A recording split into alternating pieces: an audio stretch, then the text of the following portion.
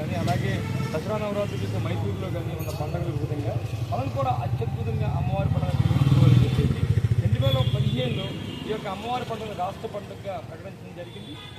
అప్పుడు ఆ సంవత్సరం అంగరంగ వైభవంగా నిర్వహించారు, కానీ నిధులు మాత్రం కేటాయించలేదు. అప్పటి నుంచి మీరు చూసినట్లయితే ఈరోజు 2025 సంవత్సరం వచ్చింది.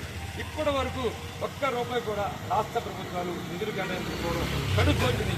కాబట్టి ఇంద్రకీలాది పరిరక్షణ సంస్థ జరుగుతున్న మిమ్మల్ని అందరినీ అభ్యర్థించేది ఒకటే, అమ్మ యొక్క పండుగ రాష్ట్ర పండుగ ప్రకటించి నిధులు కేటాయించింది.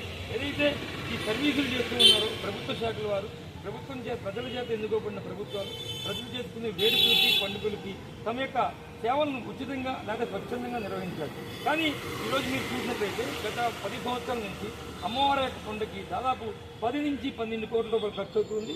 ఈ ఖర్చుని పూర్తిగా ఏదైతే అమ్మవారి యొక్క భక్తుల యొక్క స్థానికుల నుంచి తీసుకుంటూ ఉన్నారు. ఇది చాలా బాధాకరమైన విషయం. కాబట్టి ఎప్పటికైనా ప్రభుత్వాలు హిందూ యొక్క మనోభావాలను గుర్తించి ఏదైతే అమ్మవారి యొక్క పండుగ రాష్ట్ర పండుగ ప్రకటించారో ఈ యొక్క సేవలు చేసే అన్ని డిపార్ట్మెంట్లు, police department, revenue department, fire department, అన్ని డిపార్ట్మెంట్లు చక్కగా సేవల్ని స్వచ్ఛందంగా నిర్వహించాలి.